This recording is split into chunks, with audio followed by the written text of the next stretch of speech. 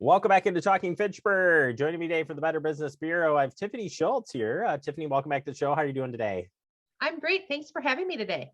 Thank you for joining us. And today we're going to be talking about door-to-door solicitors. We want to find reliable people that are out there offering services, but door-to-door just seems so old-fashioned anyways. Like I wouldn't answer the door half of the time. I have a doorbell that I can look through a camera. So I don't even answer the door half of the time. And everybody should know that, especially my neighbors. But anyway, door-to-door soliciting, it still happens. How do you even begin to start trusting somebody for any type of door-to-door, let alone home improvement or something else? Tis the season for door-to-door scammers. What's old is new again. And every year when the weather gets nice, the door-to-door companies, whether it be they're legitimate or illegitimate, will come and knock on your door to try to sell you goods and services. And what typically happens is they knock on your door and they tell you that they're working with your neighbor down the road. Now, we all know that there's public access to all of your neighbors. Dane County does such a great job with that. And we can find out who our neighbors are without even knowing who our neighbors are. So, what these companies do is they look at public records and they might even name off 5 of your neighbors that they're doing business with. Or you really, they want you to think they're doing business with your neighbors, but they're really not doing business with your neighbors. And they tell you that they have a great price because they have leftover materials from the job down the road.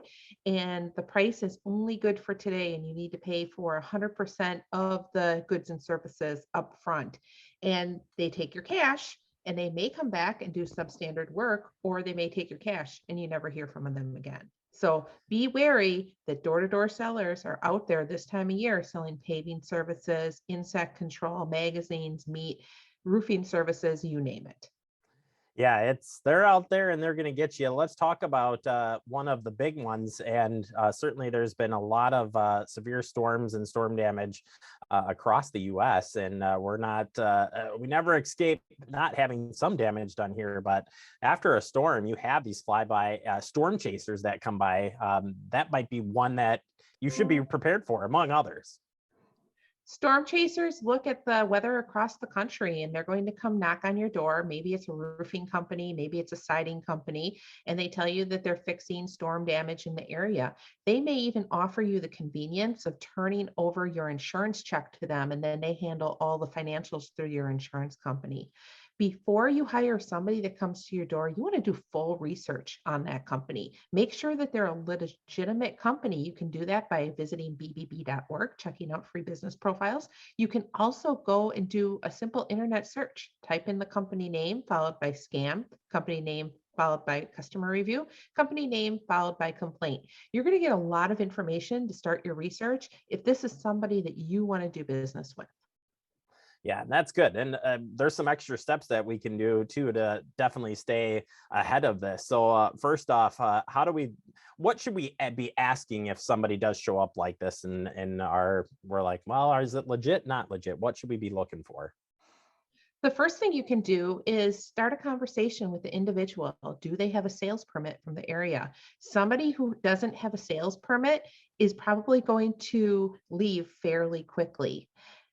Check their vehicle out. What kind of vehicle are they driving? Is it a vehicle with out of state plates? Is it marked? Do they have a business card? Anybody can make a business card, but look for the information on the business card. So, if you're looking at a vague business card and it just has a name, a company name, and a phone number on, anybody can make that. Are they on foot? If they're on foot, they don't have a sales permit, it may be a good idea to call the police just so that they can check them out because you don't want any of your neighbors to get stuck in a possible scam.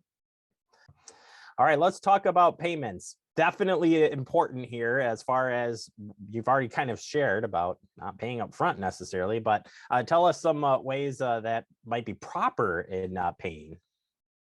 The BBB always recommends that you pay in thirds, a third at the signing of the contract, a third in the middle of the job, and a third when you're finally completely satisfied with the work that the contractor has done.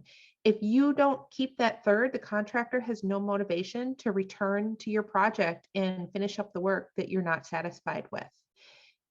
BBB always recommends that you pay with a credit card if you can. A credit card is going to give you additional protections that other forms of payment may not. And if a contractor asks you to pay with gift card, a prepaid debit card, be very wary. It's likely a scam. Gift cards are used for untraceable forms of payment. So if anybody asks you for a gift card, as soon as you provide the information on a gift card, your money is gone. It's untraceable and it works exactly like cash. And it's important also to get this stuff in writing. That is got to be a must when you're doing this. What would you have for recommendations as far as what we should be getting for information, like contract receipt, that those sort of things? The contract should be completed in full. There should be no blank spaces, and it should include a detailed description of the work, the start and end date, payment terms, and it should be kept by both parties. Always go ahead and keep a copy of your contract because you may have to refer to it in regards to warranties or any work that maybe isn't fully satisfied down the road. Yeah, very important stuff. If you want to go back and find, if you're trying to like you've been scammed, you need that information to kind of help you get out of potential issues there. So important. All right, Tiffany, all great information. If people want to learn more about any of these door-to-door soliciting or just tips on hiring reliable contractors, where can they find more information at? Head on over to bbb.org. All right, Tiffany, thank you so much. Appreciate your time, and we'll check back with you real soon. Thanks for having me. You bet. bbb.org. That's where it starts. Start your search there and learn more. And take your time. This is high pressure stuff here. Just take your time and ask them to come back. If they're really legit, they'll probably not come back if they are bad people. We'll take a quick break. More to come. You're watching Talking Fitchburg.